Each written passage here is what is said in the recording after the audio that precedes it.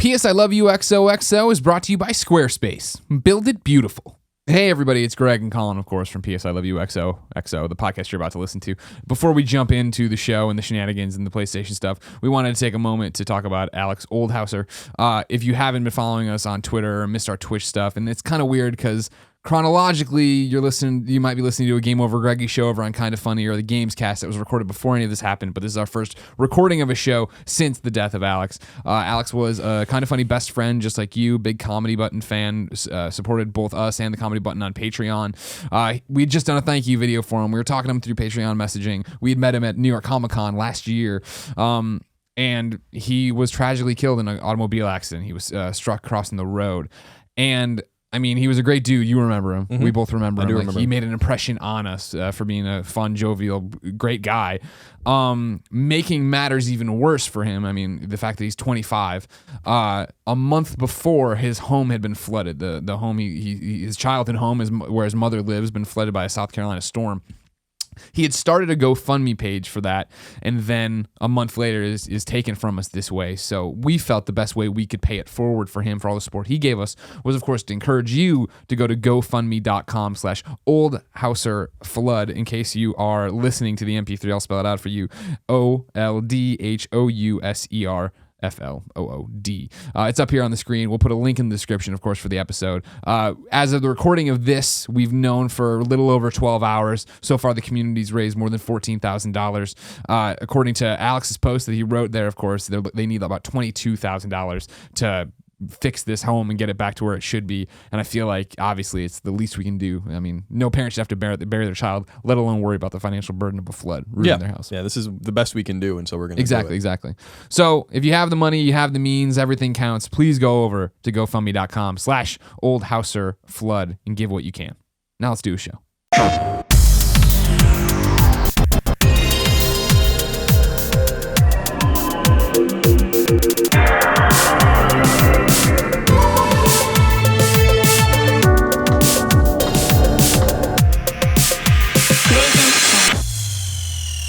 What's up, everybody? Welcome to PS I Love You XOXO, episode 10. I am one of your hosts, Greg Miller, alongside the pride of Long Island, Colin Moriarty. It's good to be here. It's good to be here. Aren't you glad Long Island gave me to the world, Greg? I am. You know what I mean? Because we've talked about it before. Back in the day, everybody hated New York. Right. And then we had to like them because of 9/11. Right. And then we have to like them because of you. Right. And so we can start hating them again for other reasons and stuff, but we can start bringing down that. But you are the one shining beacon of hope from New York.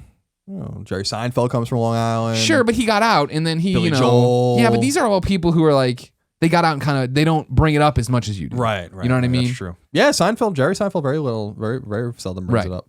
You're very much like, you're of the Larry David mold. Right. You know what I mean? You know Larry David's from New York. Right. Yeah. No, I'm very proud of being from Long Island. I just don't know if everyone gives blessings enough to Long Island to for producing me and bringing me into this world. And so help me out. How could we properly give Long Island blessings? Is there a Twitter account for go the city and spend of Long your Island? money on Long Island? Now, no one's going to do that. All right, well, let's look for a Twitter account. What do you think? What are you going to look for? A Long Island Twitter account? There's got to be a city of Long Island.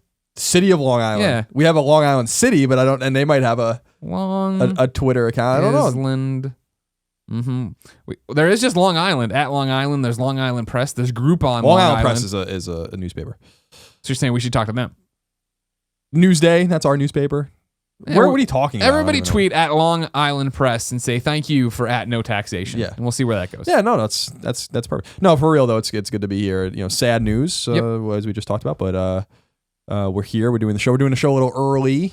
Right. Yes. In case something horrible or great has happened in the world of PlayStation, it's worth pointing out that this is being recorded on Friday afternoon of whatever the date is. It's November 20, I think. Is that right? November 20. Friday, November 20. It'll post as usual, Tuesday, 9 a.m. or whatever. But if something big happened on Monday or late Friday, we had to do this because of Thanksgiving and the holiday here in the States.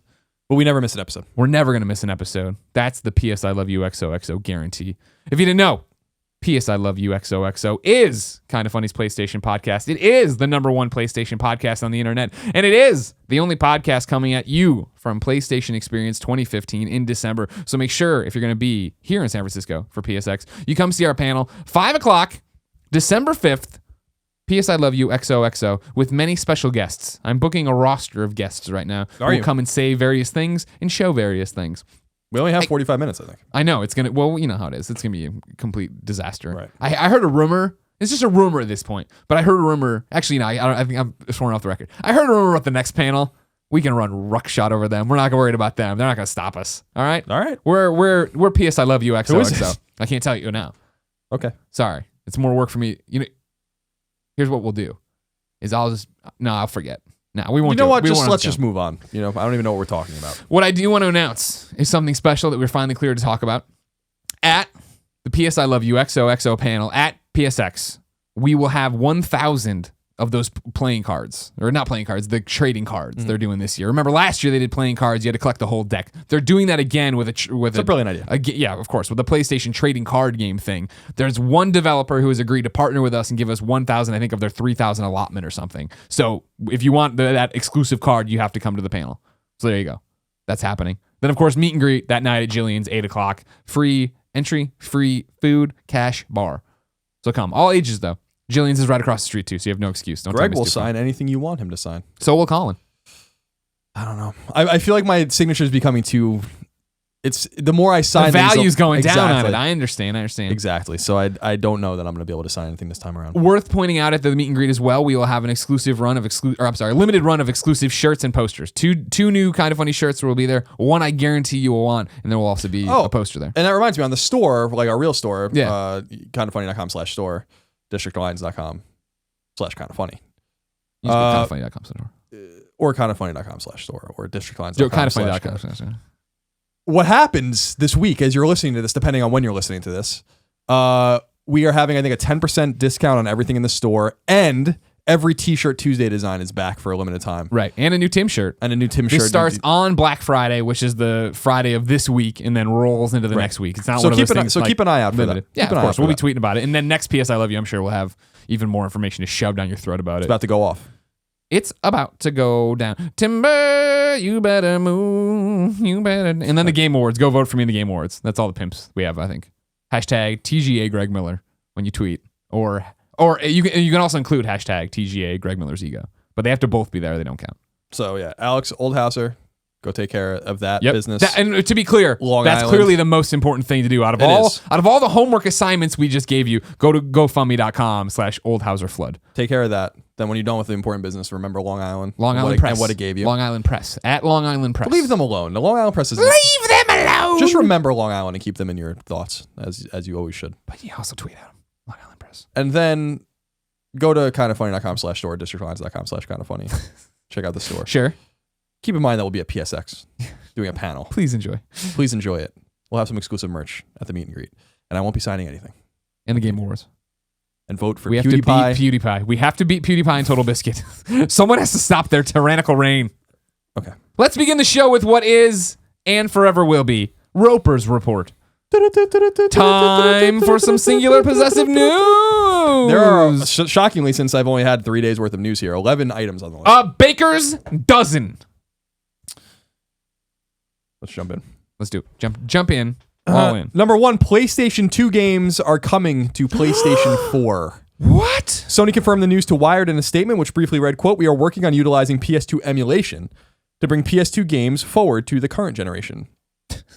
We have nothing further to comment at this point in time," end quote. But this is where things get interesting, Greg. Mm-hmm. Wired points to Digital Foundry's findings that indicate that 3 of the 4 older Star Wars games that launched recently on PS4 are already using the emulation. Quote, "There are a number of signs indicating that they're running on proprietary software," end quote, Wired says in summing up Digital Foundry's findings. This is in stark comparison to the way other PS2 classics run on PS3, as well as the move to port many games from the console to PS3 and other consoles in recent years. Perhaps the most significant news for some of us is that these emulated PS2 games have trophies attached to them. Do they now? So, PS2 classics are natively emulated on PS3, for instance, right? Mm-hmm. But this is indicating that the emulation is running on PS4 in a different sort of way, which is what I mean by, saying it's in stark comparison to the way PS2 classics ran in a vacuum. Sure, where it was just like you'd boot it up and now you're playing a PS2. The three of the 4 Star Wars games that came out, retro Star Wars games, it's sad to call them retro because they're PS2 games, but they have trophies. Mm-hmm. And so if they are indeed running as emulated PS2 classics with some sort of software on PS4, that is a huge step forward. And reminds me of when we were at IGN, a trademark filing or a patent filing, really, that that came out about Sony and how they were trying to figure out how to give classic PlayStation games trophies. And I wonder if this is the connection of those particular dots, the emulation on PS4 plus the trophies, if Digital Foundry is correct, and they usually are about these sort of things. Now, Speedy99 wrote in just like you can at kindafunny.com/PSQ and says, Yo, Greg and Colin. As of this episode, Sony has already released some classic Star Wars games on PlayStation 4, such as Super Star Wars and the PS2 games. All of these games have been, quote, remastered with the unusual PSN features and trophies for the PlayStation 4. My question for you, is this a sign that more backwards compatibility is coming, that the library will be expanded, and that we might be getting an imminent PSX announcement? XOXO, send all my love to Shuhei. Speedy99. Is this why is this happening now? Why did it happen now? What happened? I think that my instincts tell me that the cat was out of the bag when Digital Foundry figured out. When someone looked at what was actually happening with this bundle and these games.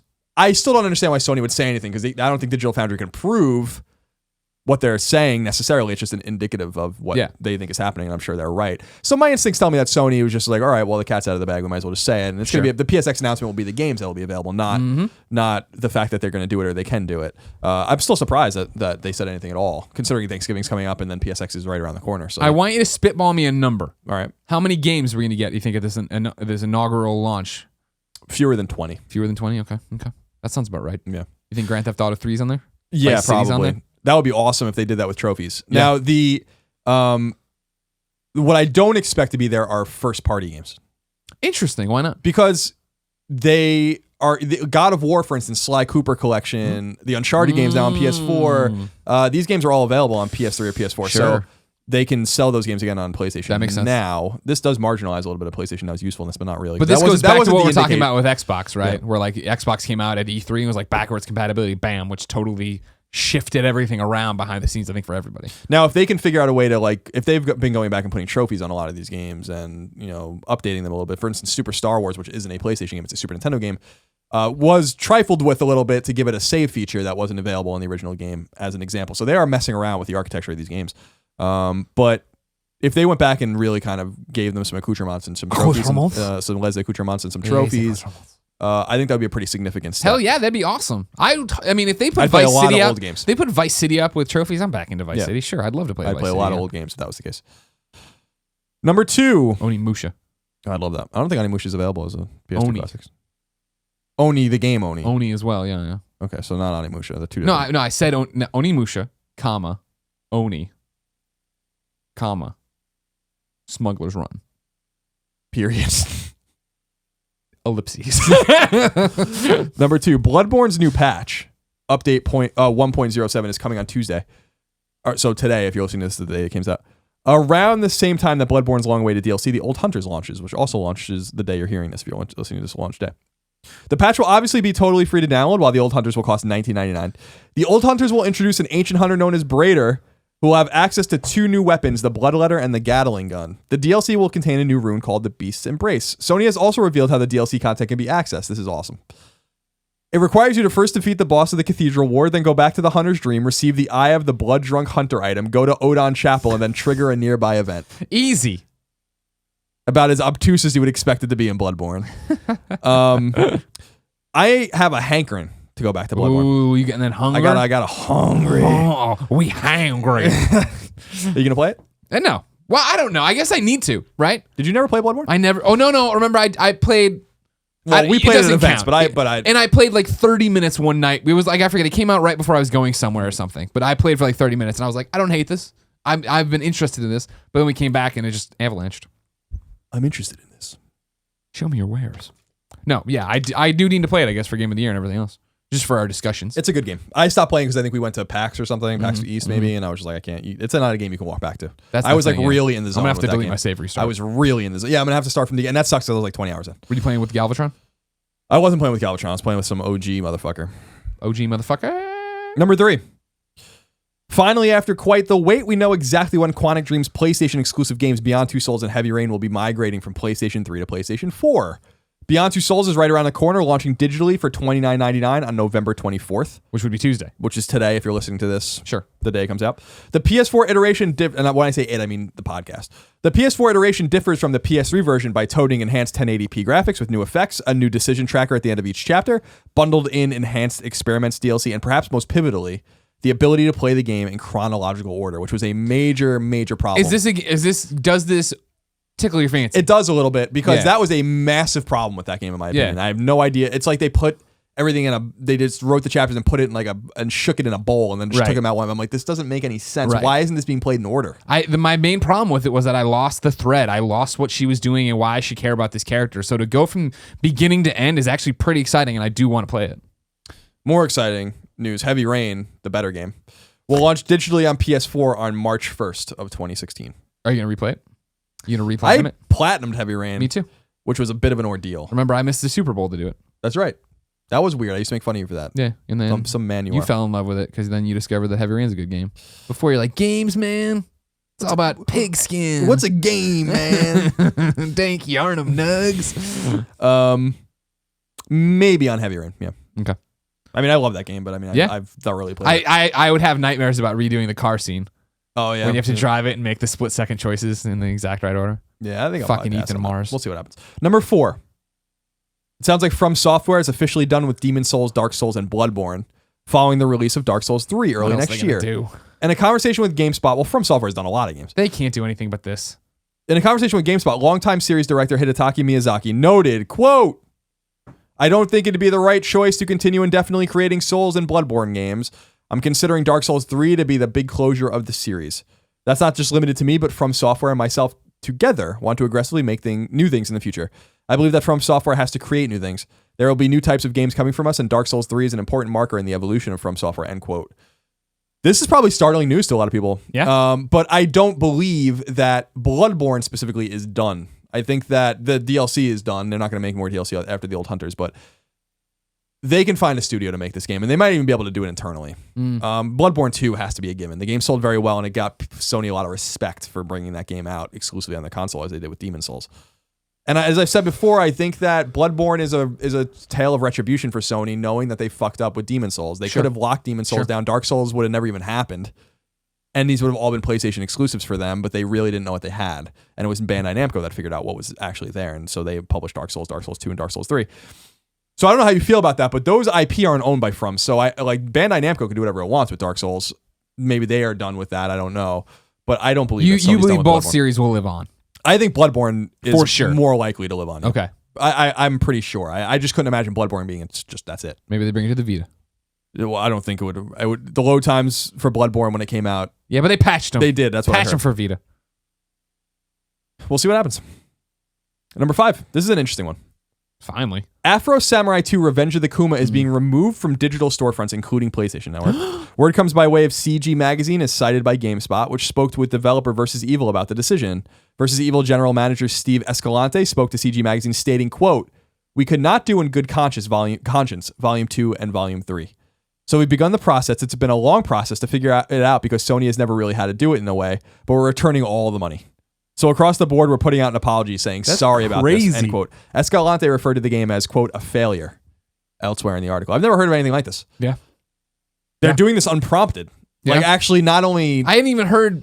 Usually you hear scuttlebutt, you know what I mean? Like, Warner Brothers took Arkham off and offered refunds, right, on PC after outrage for a day, you know what I mean? And, like, I heard no one talk about Afro Samurai, especially considering the first Afro Samurai, which I reviewed for IGN. I remember being so underwhelming, you know what I mean? Like, it looked cool and the slicing was cool, but the gameplay sucked.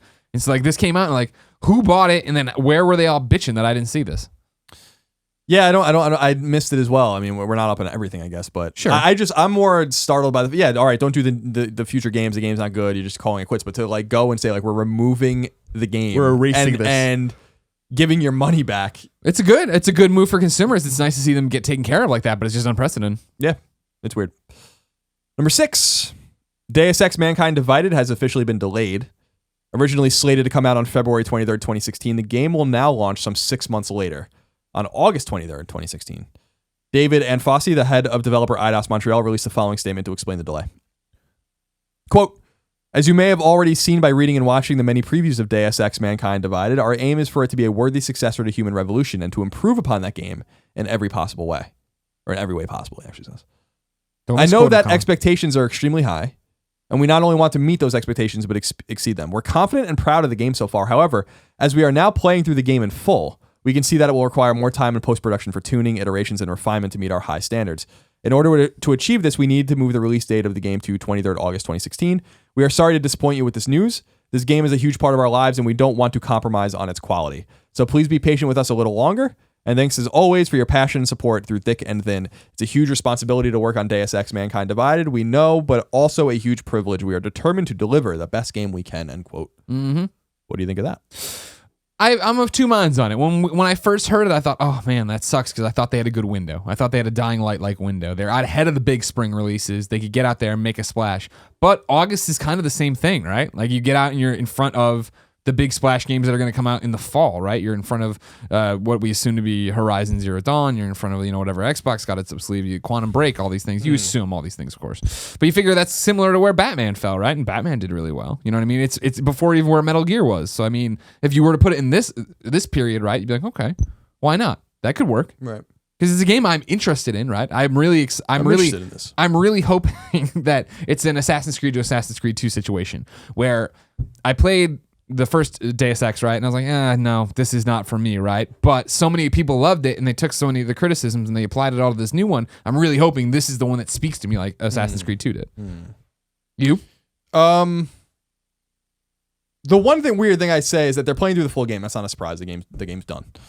In terms of like you can play it, right? It's definitely not done. They're not finished. They're not gold. But what I'm surprised about is they need 6 months for tuning, iterations, and refinement, in addition to the fact that the game's not coming out for 3 more months. So 9 months. To me, I'm not. I don't. It's not a conspiracy theory kind of thing. It's just I think there's more wrong with the game than just. Or it's very much that's possible. Or it is literally one of those things where, all right, hey, we need more time, and the marketing team goes, all right, cool. How much do you need? And they're like, oh, a month, 2 weeks. Like, no. Then you're right into the thick of spring. You're fucked. You're bulldozed. We're going to be Tomb Raider. So let's not do that. Let's move you out to the next gap we see, and they see this gap there. That's possible. I mean, it's not like, and that's interesting. Next time we have a developer on who's delayed a game, we need to talk to them about that, of like how that conversation goes. We need more time. Okay, is it that then they set the new date, or is it that there's like a powwow of all the different departments that are like, all right, where can it go now? I don't Developers know. write in. I don't know. David Jaffe, pull your car over and text me. That just struck me as a little interesting. I mean, it's not, they're playing through the full game. It's not a surprise. The game's, from front to back, in one coherent thing. You think? I'm sure that they're working more on it, but I found that explanation a little weird. Yeah. And I'm not saying that he's lying. I'm just saying I've not heard that before. With 6 months delay, it's saying like we have more to do. That's just my piece of conjecture. Number 7. I like your shirt. I can't see because my neck hurts. It's the rough it's the Rough Riders one. I'm like, it's red. I can tell it's red. Oh god, my neck. Number 7. In a conversation with MCV, Naughty Dog's former community strategist Eric Monticelli defended the studio's choice to release post-launch story DLC and the game's use of microtransactions in multiplayer. This is an interesting quote, so stay with me for a minute. I'm with you. Quote, microtransactions tend to get a sort of negative connotation in the games industry. If you remember back in the day, people bristled when they sold horse armor for the Elder Scrolls 4 Oblivion. I remember that. It's something that has always happened. But if it's good enough content and you want to pay for it, why not pay for it? That's what it comes down to, ellipsis. I was going to say, if you put a period there, great statement, everything's great. He says later, a lot of times I'll hear people say, that's just something they cut from the game so you can pay for it. No, often it's not. A clear-cut example of that is the burst rifle in The Last of Us. A lot of people thought, why are they charging for guns? We did the research and noticed that a lot of players were having trouble jumping into the game for the first time, so we wanted to give people a weapon that was easily accessible and would give them a bit of a leg up. There were other weapons, if they were a more experienced player, that they could buy. It's up to them. If you're already kicking ass, you probably don't need these, but if you want them, have them. It's just a matter of personal preference. There are hot debates around this all the time in the office because everybody's got their own opinion. For me, the more thought that's put into DLC, the more you should be able to charge for it because it's one of those things where you're creating another game unto itself. The Last of Us Left Behind was another game. It's essentially the second Last of Us game, right? It's work, and you should pay for good work. End quote. I thought that was an interesting quote. Right, because there's a lot happening in it, and we talked about it on Colin and Greg Live, right? Totally agree with The Last of Us Left Behind is a great thing. You should pay for that work, of course. Yes. Yeah, great Fantastic DLC. game. Why not? Yeah, very good. You brought up the point of the burst rifle. and how that's pay to win, isn't it? And then that's Yeah, well, why that was- that's why it has the bad. Well, that was the connotation. disappointing thing about Monticelli. We know Eric Monticelli. He's a great guy. Yeah. But that was a weird example because the example he's using is an example that seems to break the game and in some way, if what he's saying, I didn't never use the burst rifle, but what he's saying, what he says is we did the research, noticed that a lot of players were having trouble jumping into the game for the first time. So we wanted to give people a weapon that was easily accessible into the game, easily accessible, and we give them a bit of a leg up. Mm-hmm. So to me, that's a terrible example of microtransactions. That's a game breaker. Right. I don't care what you do to a single player game. You can manipulate it any you want. But when you affect the experience or could affect the experience of other players who do not want to take part in the microtransaction economy, that seemed to be an example. But I don't know if he's misspeaking or whatever. And that's the problem. Because you talked about it and thought about it. Like you played a lot of Last of Us. I played a lot of it. We're not familiar. Do you remember later on when I was reflecting on this? Did you ever get the burst rifle? Is he saying I don't know? Because when we first talked about this, I thought, they invented the burst rifle for you to play. But is it actually that if you play through normally and you're great, you're gonna unlock the burst rifle? But if you suck, you could buy it right here and go. That's possible. But even then, I don't. Even then, if you're a great player, you could buy it early and fucking be really fucking great. So I mean, right? I'm not saying that he's wrong about the single player DLC. Left Behind is fantastic. Yeah. My only problem with it is I wish you never fought anything in it. The end of Left Behind I thought was very tacked on. Like it would have been awesome for no combat to have happened in the entire thing. But I understand it's a game and people are gonna complain, right? They're gonna complain about everything. Aren't you people? But sick of me. So for me, not you, the other guy. So for me, like Left Behind is a great example of something that's worth a lot of money and you should pay for it. Yeah. And I agree with his notion that you should pay for good work. I agree with that as well. I just was a little taken aback by the example of something that seems to, the way he's talking about it, make things unbalanced in multiplayer, and that's what people complain about. I understand that complaint because I think that's bullshit. The aesthetic DLC that you get, skins and outfits and gun skins and whatever, I don't give a fuck about any of that. Or if you're buying whole new maps or whatever, I don't care about any of that either. But when you can buy a gun that gives you an edge, and he calls it that. I mean, he doesn't call it that. He says a bit of a leg up. I mean, that's an that's an edge. No, it's just something. I'm not trying to pick Eric's words apart, but that's just something I thought was interesting. Number 8. EA CFO Blake Jorgensen expects that PS4 and Xbox One sales will be around 50 to 51 million units combined worldwide by the end of 2015's calendar year. That's all I wrote there. That's the end of it. Well, I just thought that was interesting. That's a lot of fucking units. Again, Microsoft does not report their numbers, so we have to figure that out with some clever accounting, as it were. But we never know if we're right or not. We know that at the end of September, 29.4 million PS4s were shipped. You have to assume about 300,000, maybe a little fewer in the United States were sold in October. November is pretty good. Is good for 1 million plus in the United States.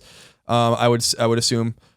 So it's hard to tell, but maybe PS4 is around 35 million by the end of the year, which would leave Xbox One. It's still a pretty healthy 15 to 16 million.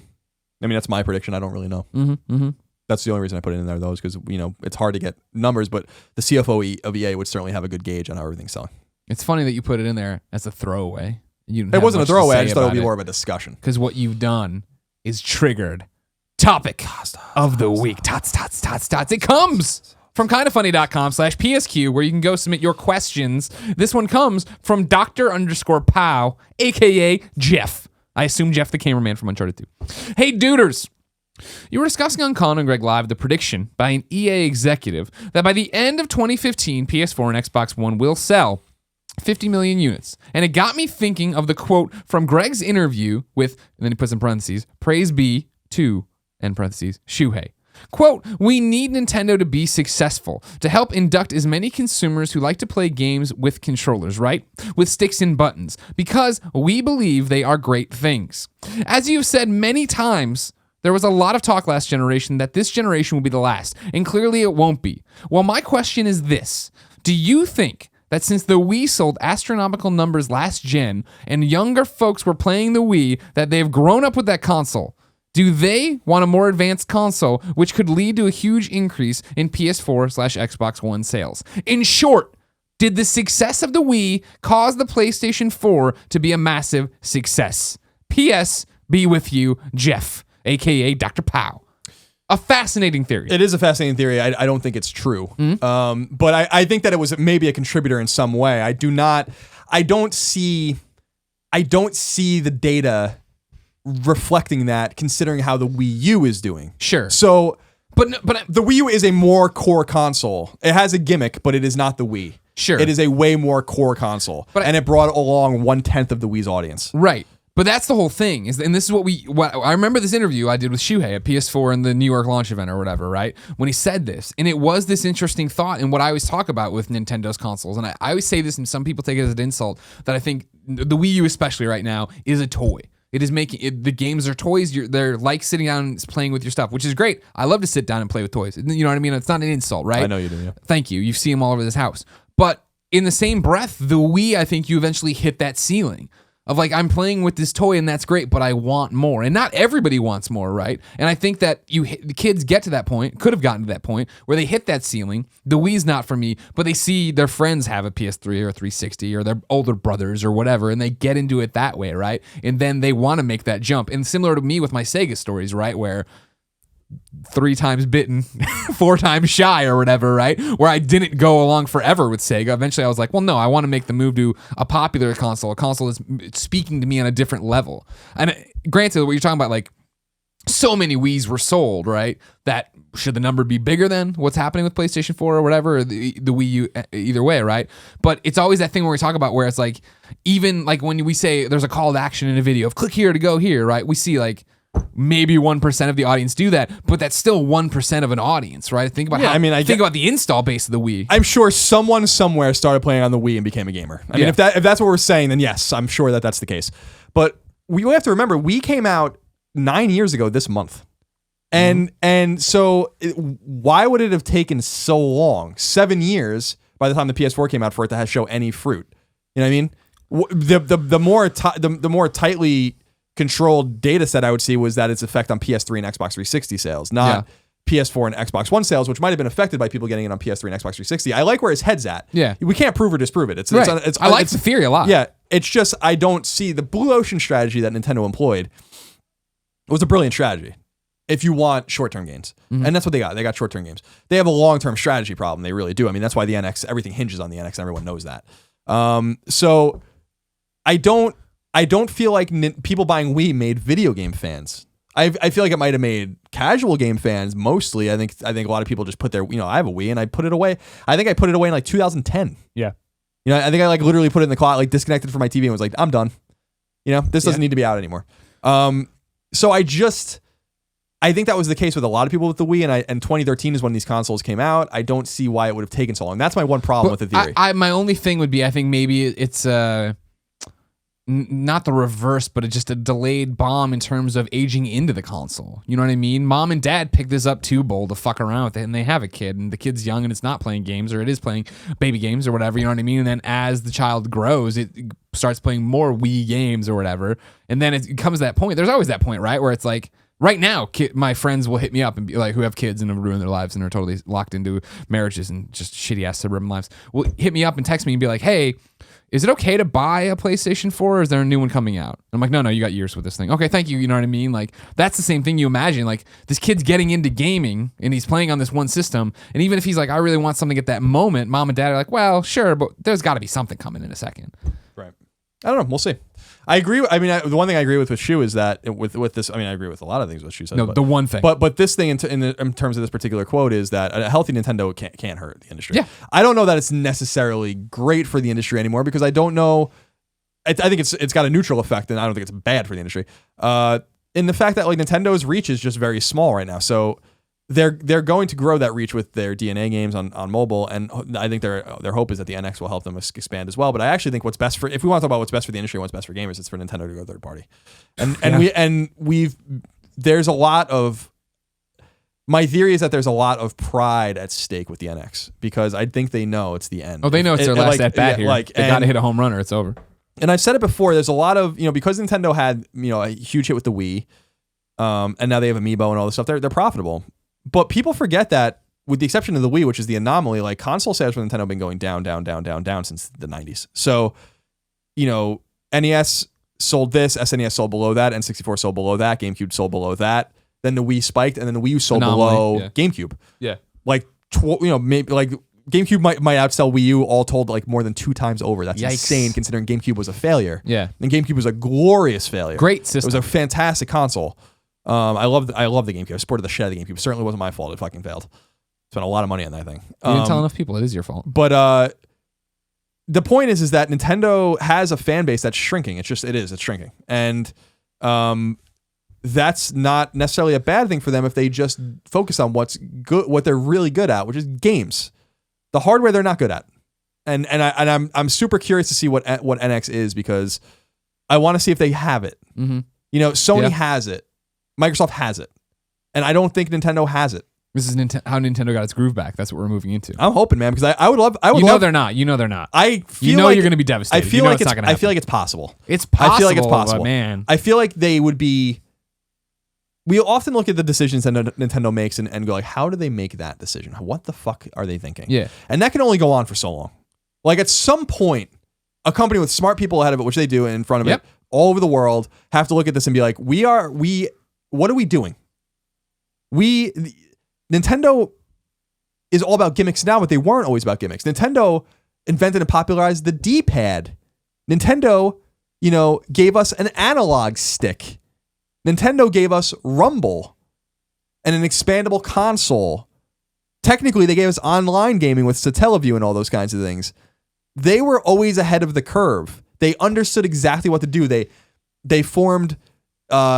They had artificial controls and constraints on the amount of games you can release to make the market seem more valuable for their product, learning lessons from what happened to Atari. Yeah. And now it's time for Nintendo to learn lessons from itself. And whether or not they're able to do that or not, the Wii U is a massive, spectacular failure. And it has nothing to do with Nintendo's games. It has to do with the console.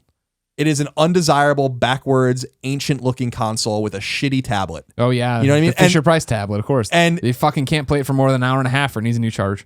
And to me, it's like they have. I really don't believe that they're looking at all this and being like, let's just stay the course. Yeah, no, I understand. I really think that what but they're it's like, going to do. Are they going to correct hard enough to be like?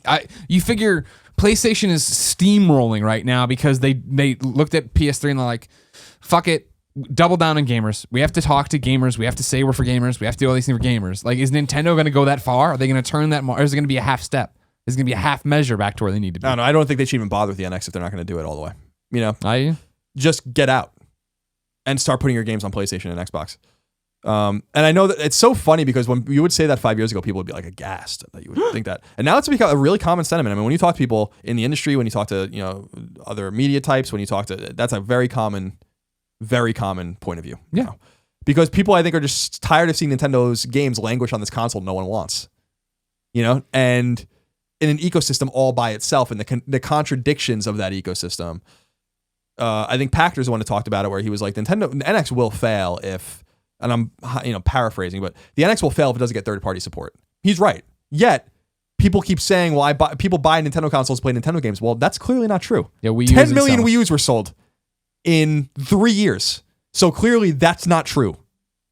That's an awful sale. It's worse than the Dreamcast. I want people to realize how dire that system is in terms of sales. Worse than the Dreamcast, which is another fantastic console. So people need to keep context when we're talking about Wii U and when we're talking about Nintendo, because they might have a lot of money in the bank, but they don't have Apple money. They can't afford. People send around these stupid memes where they're like, Nintendo has so much cash in the bank that they can keep losing the amount of money they were losing 2 years ago and stay in business for 20 years. And I'm like, you have no idea how business works. They keep losing money like this in addition to their operating expenses and stuff like that. They're not going to last very long.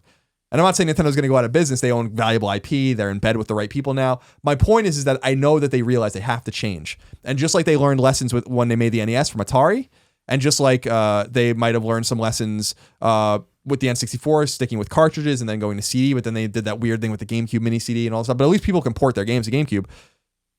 With the Wii and the Wii U, they force this waggle and then this touch control shit that no one wants to use, and it makes it hard to put games on those consoles, and they must learn from these lessons. They have to learn from themselves, their own failures. And it's whether or not they have the heart to do it. Yeah. Because it's going to be hard for them. And it probably is hard for them to look inside and be like, yeah, we're making money, we're selling these, these toys, and Super Smash Brothers is a big success, but man, no one wants our hardware. No one wants it. The games that we're releasing are compelling to people that own Nintendo hardware, but they're not clearly moving moving hardware. People. And if Smash Brothers and Mario Kart and all this stuff couldn't move hardware, nothing's going to move hardware. Yeah, nothing. It's over. So I always use the term reformed Nintendo fan. I want them to succeed. I really do. I'm really pulling for them. Yeah, I mean, well, that's the whole thing is like somebody who's always been on the outside with Nintendo, right? Outside of the N64, I guess. Like, I'd love to see them come out and I mean, like, you have to remember how mind-blowing the February event was for PlayStation, where they came out and said all the right things and admitted their mistakes, and we're going to do this, and the cell was a mistake. And you're like, holy shit, this is awesome. I really hope at E3, they come out and like, let's talk about the NX. And it is like, it's launching with a Mario game. The Zelda's, is coming to both platforms. Here's a Metroid one we're talking about. It is what we're talking about, where it's a hybrid between your TV and your handheld, and you can take it on the go and do all this cool shit. And it's about games, and there isn't some fucking hokey ass touch bullshit in there or waggle that you don't want. You know what I mean? Like, let's just get back to playing awesome things. Yeah,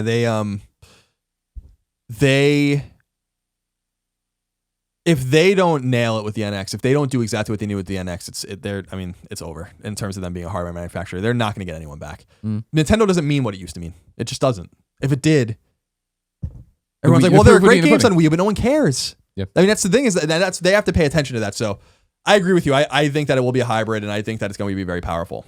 And I think that they have to go hat in hand to developers and publishers, just like Sony had to do. Yeah. And solicit advice from them. We made mistakes, and we're sorry we didn't do it this way, and let's fix this relationship and go. Number 9. EA is officially working on correcting a massive gap in its portfolio: big open-world action-style games. EA CFO Blake Jorgensen, speaking at the UBS Global Technology Conference, as relayed by IGN, said the following, quote, "We've never really operated in the largest genre of gaming, and that's the action genre. That's the Assassin's Creed style games, more open world, more single player versus multiplayer. It's not been an area that we've operated in. We recently hired Jade Raymond, who is behind the Assassin's Creed franchise for Ubisoft, and she will be building an action genre for us through a studio we're building and out in Montreal right now. So a lot of excitement around the action genre," end quote. I agree. This is a weird thing EA's always left on the table. Although they didn't always. He's speaking a little loosely. The Godfather games did attempt to do that. Sure. And they weren't bad at all. No. They weren't great. But they did meddle in that. So it's not like it's unprecedented. But I do agree that this is the zeitgeist, and they need to take advantage of this. This is something they can annualize. They're obsessed with annualizing. So they can annualize it or something like that even. Yeah. I'll be interested to see what she comes up with. Their own IP, their own brand. But Jade Raymond's been on board for a very short amount of time. She's building her team still. This game. Far out, man. 2018. Yeah. I would say at the earliest. This one's for you, Greg, number 10. Finally. Valkyria Chronicles is officially making a comeback. Famitsu has word via Gamatsu of 2 upcoming Valkyria games, both coming exclusively to PlayStation 4. First, Valkyria Chronicles Remaster will be coming to Japanese PS4s on February 10th as a re-release of the original Valkyria Chronicles game. And then it'll be followed up by an all-new Valkyria game called Valkyria Azure Revolution, also aiming for a 2016 release on PS4. Mediavision is the studio responsible for the new Valkyria game. The studio is best known for the Wild Arms series, so they hold a special place in my heart. The juice is so sweet, Colin. Can you believe it? I can't, actually. I'm so fucking stoked about it. We have 3 questions about it from kindafunny.com/PSQ. Pello says, "Hey, Greg and Colin. I saw the thread on NeoGAF specifying that Valkyria Chronicles has more than 500,000 owners on Steam. Do you believe this resurgence of this old but great strategy JRPG could motivate Sega to port VC3 or make a new one for PS4? Clearly an old question. They're making a new one for PS4. Right. Will we ever see VC3? Which, of course, if you don't remember, we had Valkyria Chronicles on the PlayStation 3. Then we had Valkyria Chronicles 2 on the PSP, and it was remarkably better. Then they made Valkyria Chronicles 3, but only published it in Japan because it sold so poorly over here. Yes, I'm sorry. The PSP version of 2 sold so poorly that they didn't bring 3 over here. So basically, you're talking about we get a localization of VC3. I say no. I think what would have to happen is the remake of Valkyria Chronicles for PS4 sells gajillions, and then the new one they're talking about here, the Rebirth one, sells gajillions as well. That's the only way people are going to look at this and be like, oh, well, that. And even then, it'd probably be more likely that they put 2 out again because it's already in English and they just up-res the assets and put them out. Yeah, I think you're right. It's contingent on the sales of Chronicles. I wouldn't go so far to say that it's unlikely. I actually think it's possible just because they put out the original Valkyria Chronicles on Steam to 500,000 sale. I mean, that's a significant for a niche PS3 exclusive strategy RPG that was released on PC 8 years later or something like that, or 7 years later.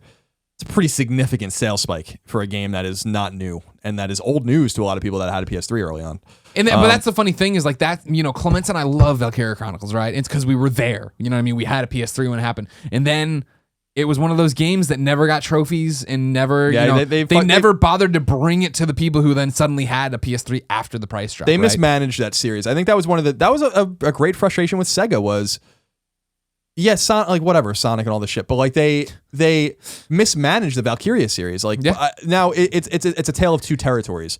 They did Valkyria Chronicles on PS3, which did very well in Japan too, and they put it on PSP because that's where people wanted to play it in Japan. And I understand that. And they released it on PSP here, and no one bought it. I mean, no one bought PSP games. It was so good. No one bought PSP games. So I mean, after 2010, 2011, PSP I know. games I'm not arguing that. I'm just saying it was so good. And no, I believe it. And so it made sense for them to be like, we're not bringing the third one over. But it was their fault for isolating it on a console where Western gamers didn't want to play it at all. Valkyria Chronicles it can be big again.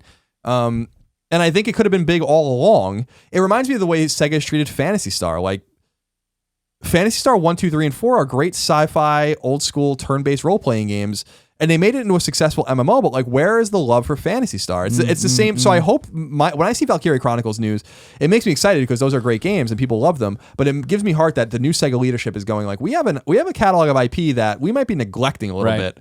And so my hope out of this is like, are you guys paying attention to Phantasy Star? Like, can we get a Phantasy Star 5? It's been 20 years. Sure.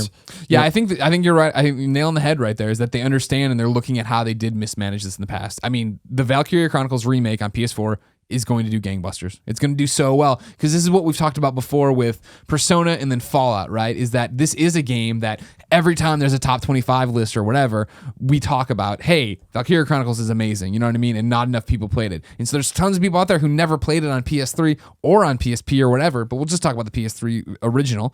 And now they're going to get a shot at it on this console that's got this huge install base. And it's the same thing as, oh, there's new Persona and I'm excited even though I never played a Persona. Or there's new Fallout and I didn't play Fallout 3. There's so much goodwill behind this and so many people have talked about it that I think a ton of people are going to give it a shot. Yeah, it's interesting that they're going out of house with it too. Not that Sega owns a great, they own studios, but MediaVision I think did help on Valkyria Chronicles 3, but this is their full production. Yeah. So maybe the series is taking a little bit of a turn too. I don't know. I mean, you said you noted that doesn't look quite the way you want it to. Well, yeah, it just looks different. There's usually we're in suits where these kids who are going into enlisting in the military to fight these things, and this time it looks like there's like two protagonists, right? And then the one Valkyria that you're running around doing, and then you're like fighting robot scorpions and stuff. I'm like, I could fight fucking ghosts. I don't care. Give me more Valkyria gameplay. That's all. I want the core of the gameplay. Strategy RPGs, like, there's not enough of them, and it makes me so sad that the masters of old school strategy RPGs, which is Square Enix and SquareSoft, old SquareSoft, sitting on the sidelines doing fucking dick, and that's the they own 3 classic strategy role playing franchises that are just languishing, Tactics, Final Fantasy Tactics Ogre, and Front Mission. They're all Front Mission's fucking awesome. Yeah. And Front Mission's better, like in a lot of ways better than Tactics, just in that it's way fucking deeper. If you're into that sort of thing where you're you ever play a Front Mission game? No. They're like Front Mission Evolved. That's not a real Front Mission game. You're in mechs and you fight on, a grid. Yeah. So you have your character who has his own attributes but then like he has his mech that you level up and give weapons and like the arms and the legs and stuff. It's super deep. I don't like it as much as Tactics, but it is way deep. Gotcha. When they re-released the original one on DS 7 or 8 years ago, I fell down the fucking rabbit hole in that game. So they're like, Sega gives me hope. Square needs to pay attention now. Final Fantasy Tactics needs to come back, and they don't need to do much with it. Just keep it that beautiful art. You don't have to make it crazy. People want these games. Yeah. And they're gonna get them from other people, but the masters should return at some point. Crying Jack Fruit says, hey, Greg and Colin. With Sega's announcement that they're bringing Valkyria Chronicles to PlayStation 4 and are developed a 4th installment in this series, will Colin finally play this fine tactical RPG? This will probably be my first non-Telltale Platinum, as I pretty much 100% of the game on PS3. Your biggest fan from Perth, Australia, Richard. P.S. I love you, XOXO. Are you going to play it? Yeah, no, definitely. I mean, it was the lack of trophy support along with the fact that there was just a million other things to play. I never got around to it. Sure. And it is right up my alley. When it first came out, right, that was when you were still the Wii apologist. Yeah, oh yeah. Yeah, you were still there. So then they never put trophies on. I'm right there with you. I was in Stockholm Syndrome mode. You had to do it. Final Valkyria Chronicles question comes from Jiggy. Hey guys. First off, congrats on being the only podcast at PSX. Thank you. My question is, do you think that the next Valkyria Chronicles game will see the same success the original did, or do you think Valkyria Chronicles is a one-hit wonder? I personally think the game will do well, but it looks like the new game will take an entirely different direction, which worries me a bit. What do you guys think? P.S. I love you guys very much. Thanks for doing what you do. Jordan. So, yes, I think it's a very interesting strategy. We've talked about it here. I think the remake's going to come out, do really well because everybody already knows that, everybody's talked about Valkyria Chronicles. You have fans like me that are anxious to replay it again. Sure, I'm all in, right? We'll play that, and then that kind of does what Persona 4, I think, did for Persona 5, where it's out there, and granted, not nearly the gap of time, but you'll have this thing where you get in, you're like, awesome, blah, blah, blah, we're excited, we like Valkyria Chronicles, a whole bunch of us like Valkyria Chronicles, and then they put out this new Valkyria game that does look very different, that isn't the same thing, right? And so that'll be like the modernization of it, but this will be your entry point to get you stoked about just what the gameplay is. Because I still believe the gameplay will be the same, even if it looks different. I think expectations just have to be kept in check. I think that this game could easily be profitable and it can do well. It can sell 1 million copies worldwide. I don't see why it couldn't do that. It's not going to be a massive hit. A game like this is never going to be a massive hit. As long as Sega keeps its expectations in check and keeps its costs down, there's no reason why Valkyria couldn't be a success. I just think that we have a somewhat wild opinion on what successful games are, and I think I'm talking about for Sega. I'm not saying it's going to outsell Fallout or something crazy. No, I know, but I think I'm making sure for them that they know. But I think generally people are like, if a game doesn't sell 1 million copies or whatever, like Danganronpa, for instance, which is a series that I hold near to my heart.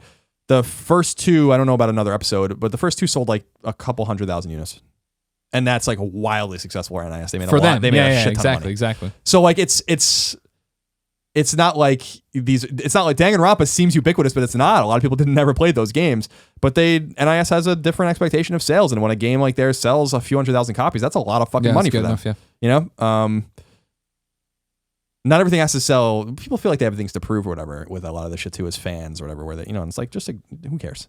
Number 11, final one. Number 11. That's a roundup. Telltale Games has confirmed that Game of Thrones will get a second season following the success of its 6-episode first season. We're talking about the game, not the series.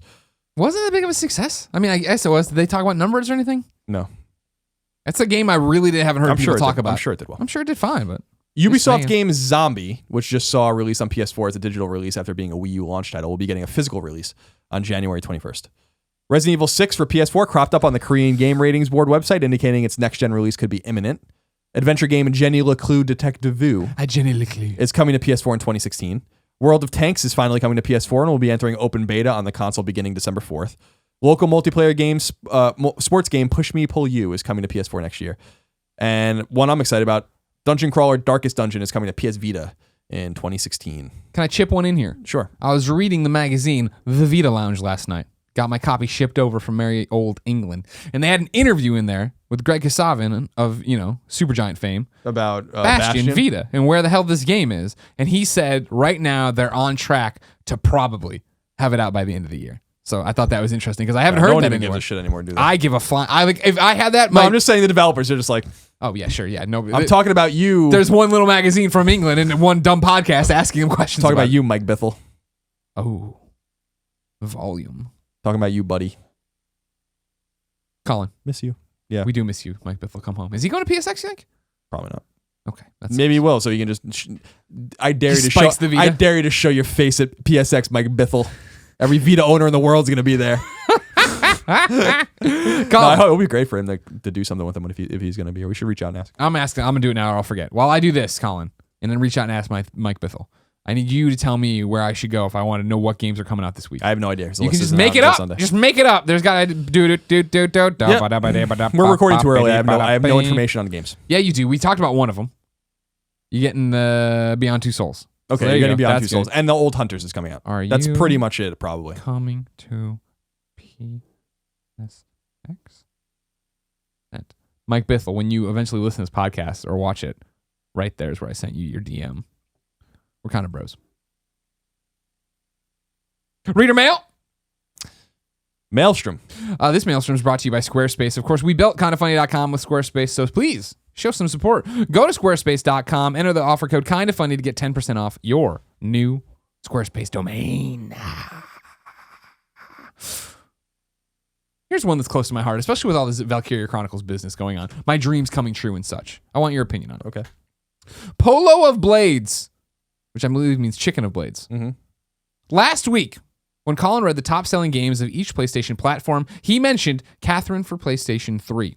Do you think there's any possibility that Atlas brings it to Vita or the PS4? No. God damn it, why? I'd love that. I just think that that's something they wouldn't send out, The resources? Persona team did that game. Sure, but you just They farm seem- a Blue Point. Yeah, but I'm saying I don't think that Persona team wants anyone to touch their games. They just strike me as that kind of Catherine's dead. I mean, that's the unfortunate. There would be no way for them to do a true sequel to that game anyway. I think Catherine's one of the great games on PS3. It is a great one. And that's I was another a very one. early champion of that game. Yeah, you were. Yeah, you were. That was one of your. That was like your first big, you've struck oil moment where you saw that game and came back and told the world. You were a young buck. I was a young buck. Colin was right. But no, I don't think it's going to happen. But go on PS3 and buy it and support it. I think that you got to send them the right message. They're busy with Persona right now. I think that maybe they return to something more like that. I like this. That was their palate cleanser. They needed that game. And take a break from the Persona world. And I think it's. I think you see some things in Persona 5 that are from Catherine. I just see some imagery and stuff that I'm like, this is very Catherine-esque in some ways. They definitely like that game. Yeah. And I think they were surprised by how well it did.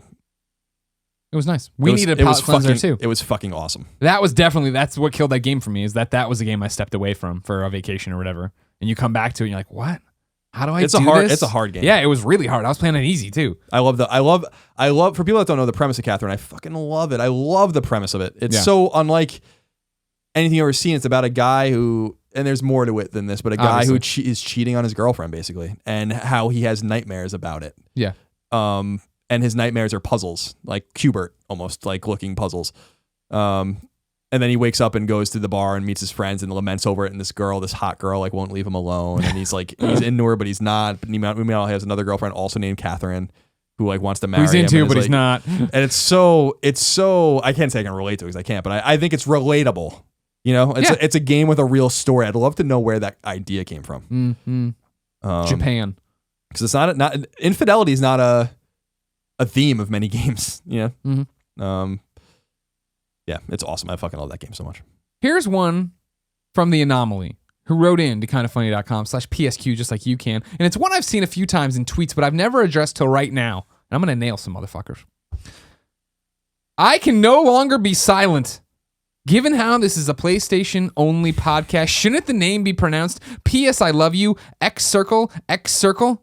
I'm not talking about changing the name of the show. I'm talking about changing how you say the name of the show. All right, I'm rolling up my sleeves here, The Anomaly, because you're about to go to school. What you're saying is wrong as well.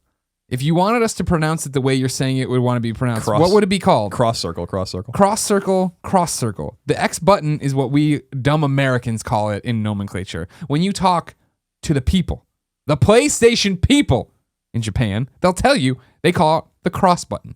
So what we are saying isn't even half right. We're merging together the PS of PlayStation with PS I Love You and then signing it with XOXO, which means hugs and kisses here. It isn't the buttons at the end. You took him to school, Greg. That's what I got to do sometimes. You know what I mean? There's many layers to this neat name. When people think they know something, but they don't. They don't. The buttons are in the logo, but we're saying them the way we'd say them when we sign a letter. It's very clear. People really enjoyed the quote last week I said when I said, take a seat and I'll tell you all the things you don't know. People like it when we take them to school, Colin. Yeah, they do. They do. And some people like, they like academics. Well, I was thinking the other way, they're just getting their sick sexual jollies off getting told something. Anomaly slow jerking it right now to hearing this. Fair enough. It's none of my business. I'm just letting you know what's happening out there, okay? Colin, I haven't asked you what you like to talk about in a while. That doesn't matter. I'll give you some stuff here, all right? Tough trophies. PlayStation 4 looks. Twitch. 7 Winters writes in and says, Greg and Colin, first off, I love what you guys do. Been following you since 2007, and I'm so glad you started a new PlayStation podcast. Thank you, 7 Winters. I just purchased a PlayStation camera with the intent of streaming on Twitch. My question is, can you guys give some tips pertaining to streaming, such as from a technical standpoint, what games to stream and how to keep viewers entertained, etc. 7 Winters. I don't know. I think you have to kind of just do whatever you want. I mean, I think as we said before, I think consistency matters. Yep. But I think that playing games you care about matters more than playing games that you think people want to see. 'Cause someone wants to watch everything, and if you're going to jump in and try to compete with like the League guys or know, Call of Duty, you're not going to win. So no, you gotta be true to yourself and have a voice and do what you want to do. You know what I mean? I think that you've seen it. This is a little bit different, but it's not apples and oranges. You know, over on our Let's Plays, right on YouTube.com/kindafunnygames, when we first started doing them. We then ran into this thing where it's like, oh, fuck, we need Let's Plays for next week. Let's do this game, that game, this game, that game. And we got into games that nobody was invested in. And it showed. We'd make these content, we'd do this thing, but none of us were really like, oh, this is like what I want to play. This is what I want to do. And so then it became, after we noticed that, all right, fuck that. Let's only do Let's Plays for the games we care about, and let's staff them with the people who actually care about them. And if that means it's just Colin playing a game, or it is me and Nick, or it is, you know what I mean, whatever, that's the way to do it. And then we get to do something funny like we did last week, 2 weeks ago, I guess by the time you see it, where Nick reviewed Xenoblade Chronicles, which is funny because Nick has no idea what Xenoblade is, but we tossed him in there and made him play it. You know what I mean?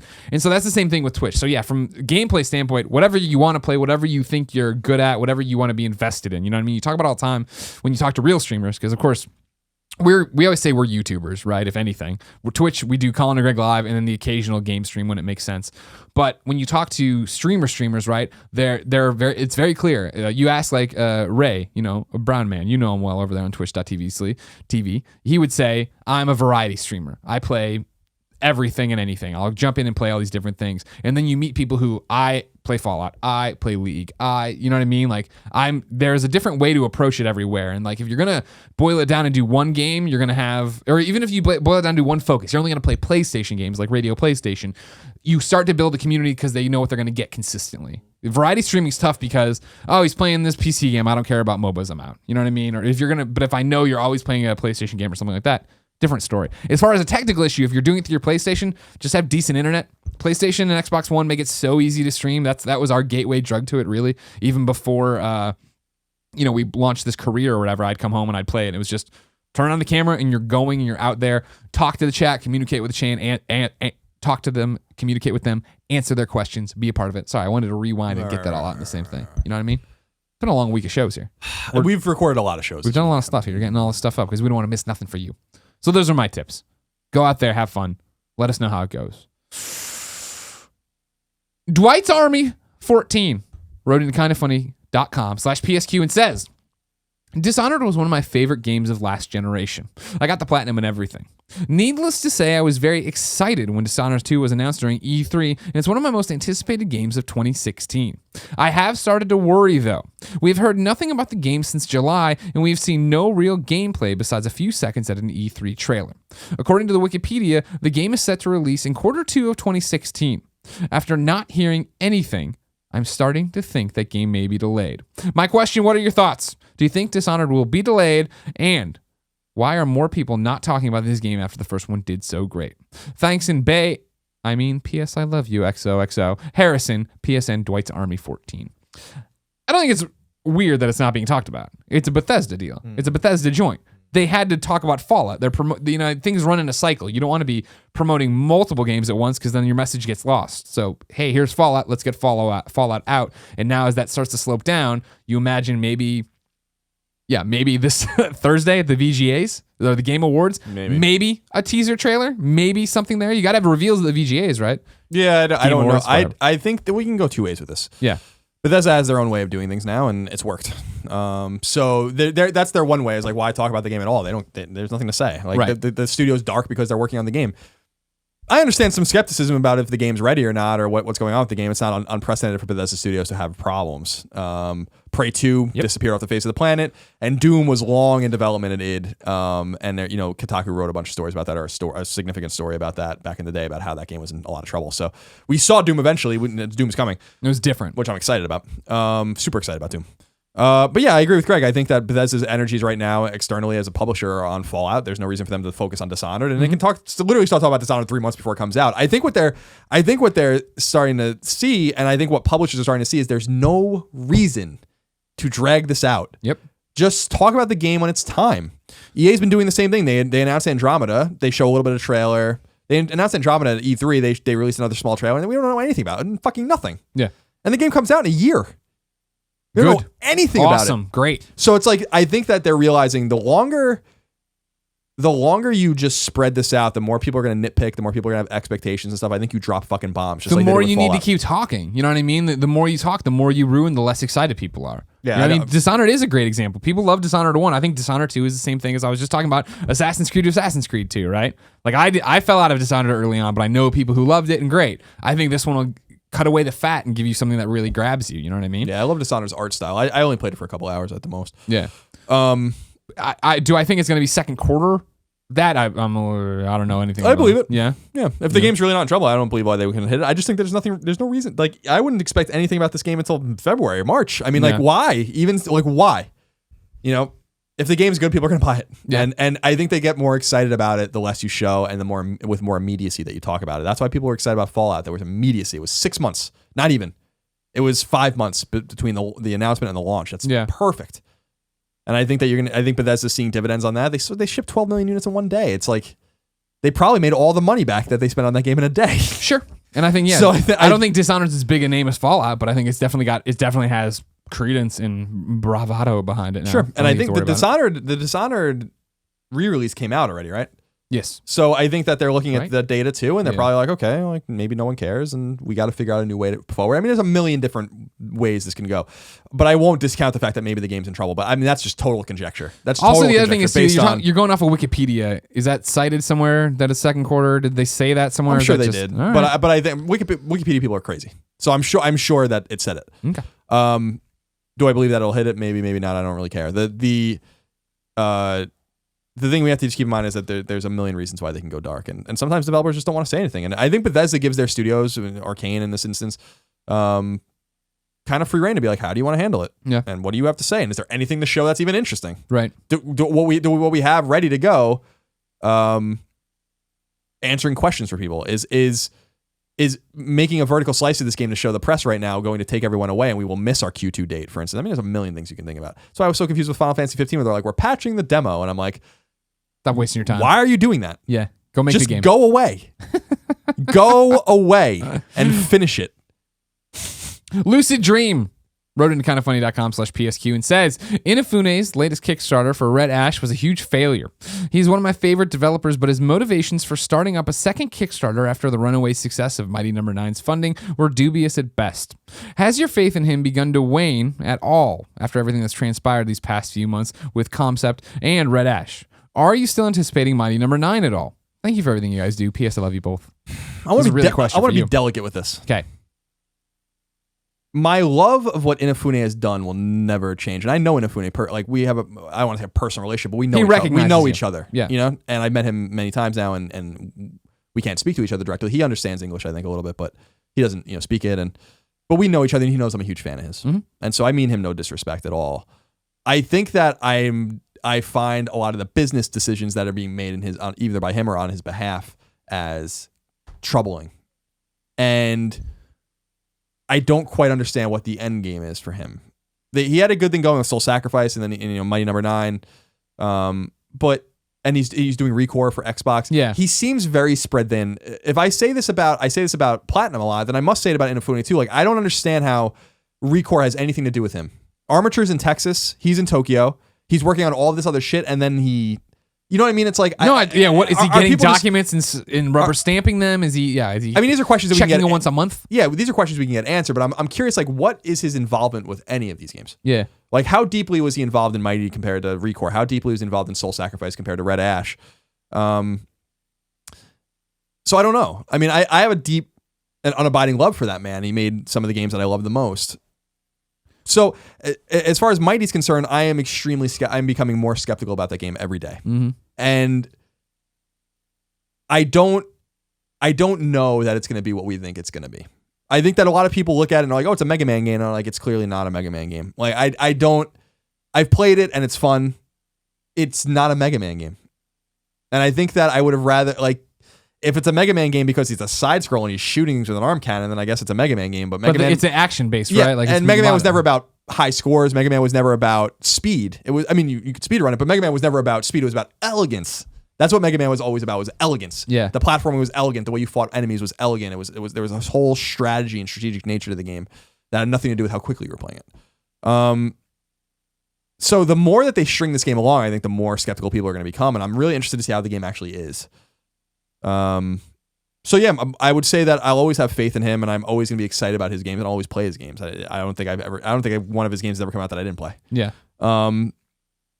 But I am concerned about the guidance he's either being given or what his end game is. I'd like him to sit down with his studio at Concept and make something. Just make something for yourself. Don't farm your production out to, or your name out to make Recore and you're working with Soul Sacrifice, but you're not really even making that game and whatever the nature is. And that's what I'm saying. I'm curious about his involvement and his studio's involvement in the actual creation of these games, because you always see, well, it's different. Indie Creates is making Mighty Number 9. The Indie Creates hasn't made Mega Man 9 and 10. They have nothing to do with Inafune.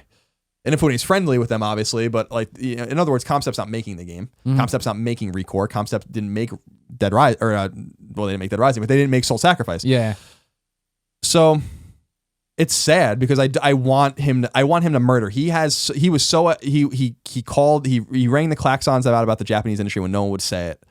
And I respect the shit out of him, and I think he's greatly respected over there for shaking things up and bringing new blood in and all that kind of stuff. But I'm concerned about his legacy. Yeah, I guess is what I'm saying. I'm really concerned about it because his legacy is, with Mega Man and with Dead Rising and with Onimusha is fucking impeccable.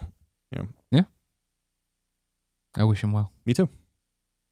Ajax22 wrote in kindafunny.com/PSQ and says, hello, Colin and Greg. My question is this. In your own opinion, do you feel that replay trophies positively or negatively affect replay value? Gamers like myself feel as though trophies that require X amount of replays take away from the pure enjoyment of replaying a great game by making it feel like a chore. For example, Tales of Zestiria encourages you to replay the game multiple times for essentially the same trophy of beating the game without using a continue.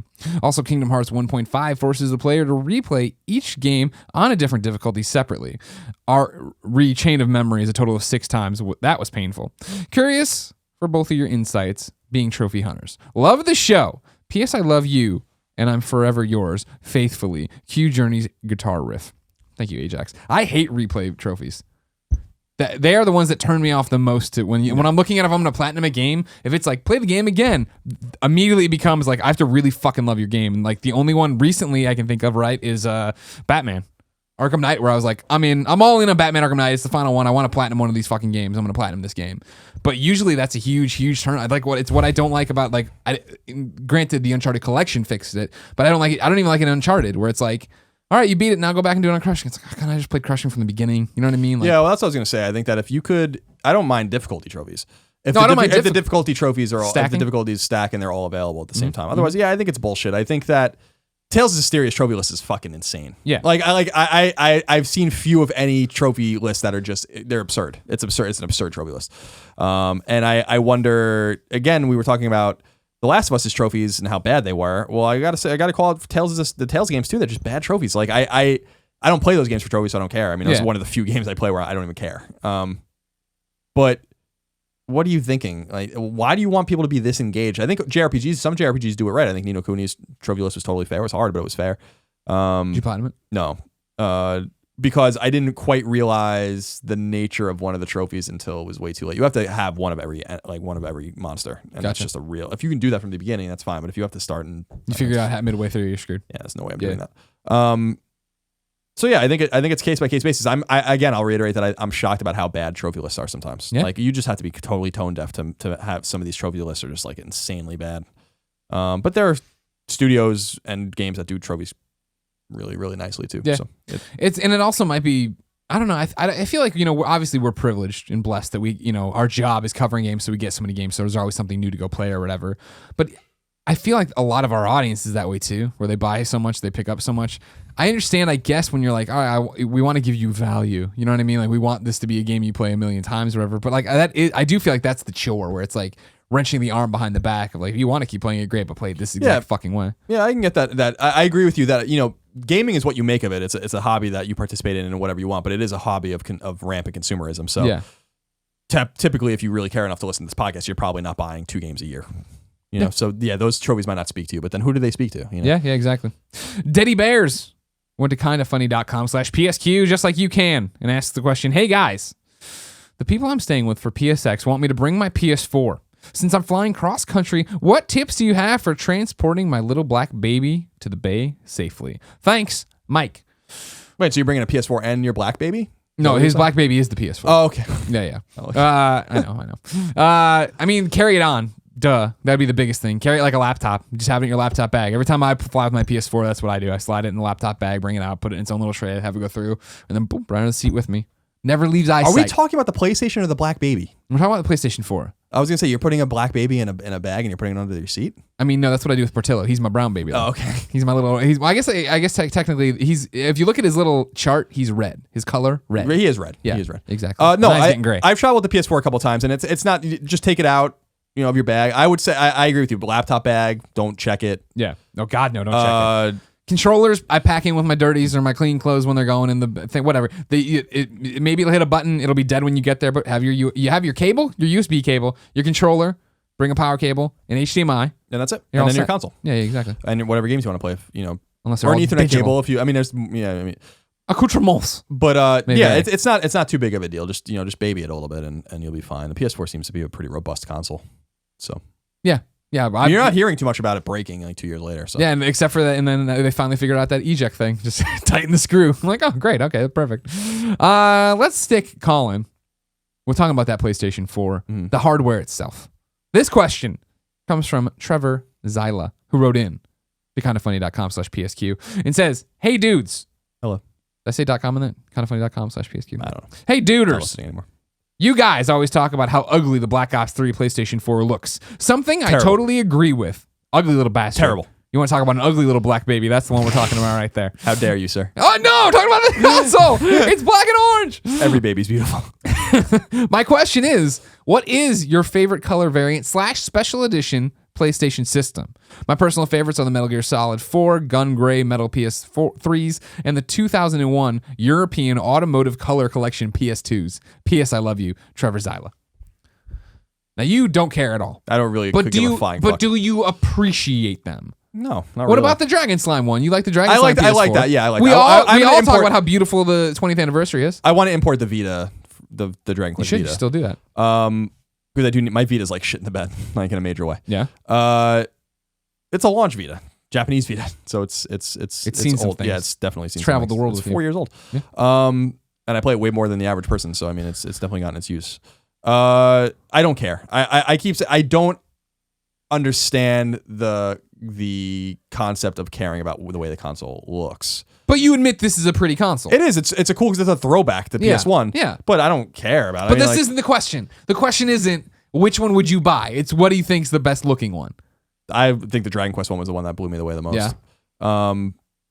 But yeah, I mean, I understand bundles. I understand getting games Yeah. for free. I just don't understand like people waiting to be like, I want Buying the another white system. PS4. I'm like, what does it matter? Well, It's the going in. white PS4 is sick. It's nice looking, but it's like who cares? Like at the end of the day, I'm like, to each his own. If Yeah, of you course. care, I mean, more Of power course. to you. But to me, I just look at it and I'm like, does it play the games? Is it a fucking PlayStation? Yeah. Okay, like it's going into the entertainment system. Right, no right, one's right, going right, to see right. it. Well, you Yeah. don't even have an entertainment system. Yours on a bookshelf. It is, You but I see mean, yours. That's true. I'm lying. Yeah. And like that's the thing is I'm I straight think up about lying to your face. mine. I mean I like the gray one a lot, right? And it's just a prop here, and then we use it for capture here or whatever. I was going to try to buy it at PSX last year or whatever because it was this like cool anniversary thing, right? Since like I thought the Destiny white PlayStation looked awesome too. I wasn't gonna go buy that one. You know what I mean? I've got a PlayStation I love. Speaking of which, too, my PlayStation, hardtop is engraved with Game Over Greggy on it, right? Like that's awesome. Like those are the things that stand out to me about it. Like I didn't think the Batman was all that great. I don't think the Darth Vader one's that great. Black Ops. The is Darth ugly Vader as hell. controller's cool. The controller's fine. You can buy that now on your Right. own too. Yeah. I mean, I agree with you in the sense that the consoles look great. I understand the aesthetic value and quality of them. Yeah. I just don't get why it matters. You know what I mean? I guess that's what I'm saying. Like they're all the same. Sure. They're all exactly the same. Right. So but like, again, what- we're talking about like, jumping in like for a bundle, right? If I was on the fence and I was excited for Batman, it'd be cool to have a Batman console. You know what I mean? I agree with you. But I'm right there with you. What you're saying is like, I have my little black baby I love very much, and I have my little gray baby. The gray baby was going to be bought for collectors and like all right. There's a lot of celebration. babies. Do you have something to tell me? Because you're talking about babies a lot. You're talking about little black babies, and then you're talking about how some babies are ugly. I tried to tell you that, don't say that. You have to say all babies are beautiful, or you're going to offend some parent out there somewhere. I mean, Right. we're allowed to say that the little black and orange baby is ugly. We've said that. Man, you're really ratcheting it up, aren't you? I'm just letting you know, man. The gloves are off when it comes to talking about all these PlayStation baby shoegaze having everywhere. I'll lay them out, let you know. Have they made a blue one yet? I don't think so. I would love a good blue one. I mean, I'm not gonna buy it, but the Net Yorosi was blue, I think, wasn't it? No, it was black. Or was it blue? I don't remember. I'm trying to remember. One of those colors, navy, something like that. When are they gonna make another clear one? Remember that? Remember that PS1 clear? They The do. clear PS1? That was a good one. Remember the clear? Didn't notice there a clear N64. Yeah, they had that like purple. They had the purple one too. Like not purple, but like it was shaded purple. The plastic. You know what I'm talking about? Console. Yeah. The fun machine they call it. It was a good machine. Yeah, it was a great machine. It was a fun no machine. load times, no Yeah. textures. That was the trade off. We're not gonna have any load times, but our games aren't gonna have any textures. Listen, man, what do you want? One or the other. GP84 wrote in kindafunny.com/PSQ and says, "Hey guys, I've been trying to get the platinum in Super Meat Boy for a while and have finally decided it's impossible and given up. It got me thinking. That's an insane one. What is the hardest trophy you have both achieved and failed on? P.S. I love you.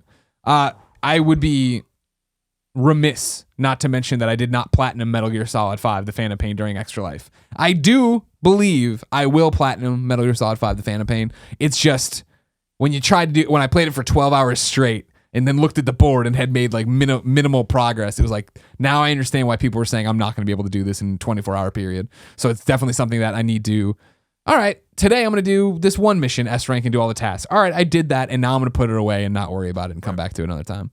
The only trophy run I straight up ever abandoned out of frustration was the World at War, and I've talked about that many times, so I won't get too further into that. The game's fucking insane. Yeah. Not impossible, but I don't have the fucking patience. Sure. Especially with infinite monster closets. I don't understand the whole design mentality of that game. I hate fucking monster closets that are triggered only when you get close to them to stop spawning enemies. They'll just keep coming. And you get like literally 7 grenades at once thrown at you. And like all the grenade icons are like all the screen. I'm like, you fucking kidding me? Oh, God damn it. Yeah. So I mean, that's what do you think when you think about that's my hardest way well. trophy? What does it stand out to you? Hardest. Because we talk about ones we're most proud of and da da da da. I often think of, I don't remember the exact one, but original Little Big Planet when I was trying to platinum it, and there was, I guess it was the one that's get through all the levels without dying or whatever. Yeah, get the thing. And there was the one at the end that was the spinning circle. Did you beat Little Big Planet? I didn't beat it. No. Yeah, when you're spinning, and it's like one of those puzzles where, you know, the thing's constantly rotating, so you have to make it through this maze as you go, and there's like electrified panels and gas panels. Like there's death at everything. And I remember it being like 3 a.m, and it's like your Leisure Suit Larry one, where I died like the 7th time, and I just turned around and started fucking punching the couch. I was like fucking hauling off and punching the couch cushions. I was so fucking mad. I have 51 or 52 now. Platinums. I don't know. I think 52. I don't know that many of them were like ridiculous. Time consuming, sure. Time consuming, yeah. I still think BioShock was the most rewarding. That one was kind of tough. Couldn't use the Vita chambers, and you said you couldn't die, obviously, and all that kind of stuff. But and you had to play it on hard. I fucking love that game. Love it. Good. I'm glad you do. I don't know. Time for this show's little word, baby. Newest little word, baby. Damn it. It's called P.S. I Love This Best Friend XOXO. Remember, this is you go over to kindafunny.com/forums. You submit your name, your PSN name, and we send you friends and love and stuff. So if you hear this, everybody, you go find this person and you send them friend requests and you send them loving letters saying P.S. I love you XOXO, and everybody's happy and the best friend community goes on forever. Hey guys, just saw P.S. I Love You XOXO and wanted to see if I can be the P.S. I Love This Best Friend of the Week XOXO. My PSN is Paper Pilot 420. Paper Pilot 420. Oh. Love the show. Watch every episode. Good job. You guys are the best. P.S. I love you. Someone likes them dank Yarnum nugs. We love you and your dank Yarnum nugs, Paper Pilot 420. So you are the P.S. I Love This Best Friend XOXO. Everybody go friend him or her and be good to them. Colin. Yes. Why don't you tell me about this week's forgotten PlayStation game? Oh, God, what was it? I was thinking about it this morning. It's so good you forgot it. No, I had a good one. We talked about it last week. Shatter. I want to talk more about Shatter. Fuck yeah, Shatter. Where the hell is Shatter 2? Well, they were supposed to make it. I remember. And they had announcements it, coming. And that was 5 years ago. So that was by She. I don't even know if She's like a New Zealand studio. I don't even know if they even exist anymore. Shatter is maybe one of PlayStation 3's very best games. And what a soundtrack. The soundtracks. So people that don't know, Shatter is a PS3 game, came out in 2009, I think. It's a brick breaking game. Yeah. But it's a brick breaking game with like a soul, and it has boss battles and all sorts of weird shit. It's a fucking really, really, really rock solid game to play. Blast the music. The soundtrack's one of the great soundtracks I think in games. So yeah, go turn on the PS3, buy Shatter. It's like, I think it was like even when it came out, like $8 or something like that. It can't be that now. Maybe it is. Trophies are gettable, but the game's just really, really, really fun. And I have a soft spot for brick breaking games. So when Magic Orbs was yours last week, and that's a brick breaker. So we're gonna stay with that. Maybe next week we'll recommend Hyper Balloid, and then we'll just get through all of them. I was so into the PSN, like the minutia of the PSN on PS3, and Shatter was one of those gems that came up where I was like, I can't believe people don't know about this game. Like, what a special game. And I was so excited when they were going to do another Shatter, and they never did. So thanks, She. Good job, She. Time for PSN's worst name of the week. Remember, you can go to kindafunny.com/forums and submit bad names that are yours or names you see online that you wish Shuhei would let you change. This one comes from PSN Strike 14. STRK 14. So I'm making some guesses there. Okay. He says in parentheses, also not great, want to change it too. Good evening, fellow best friends. Mr. Greg Miller, why am I continuously bombarded with ridiculous PSN names? Here I am, just blasting away some TIE fighters in my trusty X-Wing, when out of nowhere, I am blown out of the sky for the upteenth time by none other than Sergeant _spread _ 69. Sergeant Spread'em? Sergeant Spread'em 69. Now I can laugh and move on from this, but I was killed 3 or 4 times in the match by someone who, though mixing army references and sexual innuendos, was funny at some point. Oh, someone who thought is what he meant to say. Mixing army references and sexual innuendos. What year is it? 2008? To top it all off, this sexual commando finished top on his team and had his name displayed for all to see as the player with the most kills. Shuhei.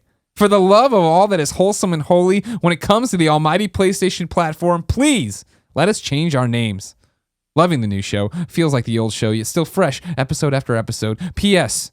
I think of us more as friends. Signed, Striker, 14. Also not great, want to change it. Thank you, Striker. And thank you, ladies and gentlemen, for being a part of PS I Love You XOXO, episode 10. Remember, we're raising money for a good cause. Go over, support Alex Oldhauser, our late best friend. Go to GoFundMe.com/OldhauserFlood. You can support his mom, fulfill his final request. Remember to vote for me in the Game Awards, #TGA Greg Miller. Remember, PSX is right around the corner. We have our podcast, which is the only podcast at PSX, Saturday on the main stage, 5 p.m., followed by the Kinda Funny Just Cause 3 meet and greet at Jillian's, 8 p.m. All of this at PSX. Remember, we're running a sale here at kindafunny.com/store starting on Friday through, I think it's next Friday. It's all the next week for sure. All the t-shirt Tuesdays we've ever done, a brand new Tim shirt, and 10% off everything in the store. So go over there, buy your friends and family things that are cool. Colin, it's been my pleasure to hang out with you. Yeah, mine. Goodbye. You just fade away. You just disappear. Remember that we're kindafunny.com. This is our PlayStation podcast, the #1 PlayStation podcast on the internet. The only podcast at PSX. It posts every Tuesday as an MP3 and video. So please support us, subscribe to us, share us with your friends, leave iTunes reviews, do all that jazz. Every episode of PS I Love You XOXO ends in a segment we call Singing to Shuhei. This is where one of you submits your own song, not someone's song, your song that you've made at kindafunny.com/PSM. Give me a Bandcamp link, give me a YouTube video. I need both. Because then I put the YouTube video as an annotation at the end of the YouTube video, and then on the MP3 I play the whole song. This one comes from Chris. Chris says, hey friends, I love that you're keeping the tradition of playing listener music alive. I loved it back then and I love it now, so I'm throwing my hat in the ring. Castles Full of Vassals is the musical moniker I've used for about 7 years now. I've self-produced several albums in that time, some with my friends and some without. The song I'm submitting is called Ad Nauseum from an EP I released last July called Vol. I did everything on the track. I hope you enjoy it. Thanks and keep it easy. I love you. No PS needed, Chris. So, ladies and gentlemen, this is Castles Full of Vassals. You can go to castlesfulofvassals.bandcamp.com or keep on listening here in the MP3 or click on the annotation to go to the YouTube page. Until next time, it's been my pleasure to serve you. You're not going to wave this week, huh? You always wave at him. I don't got anything to say. You don't have to say anything. You just wave him. You always do that. This kid.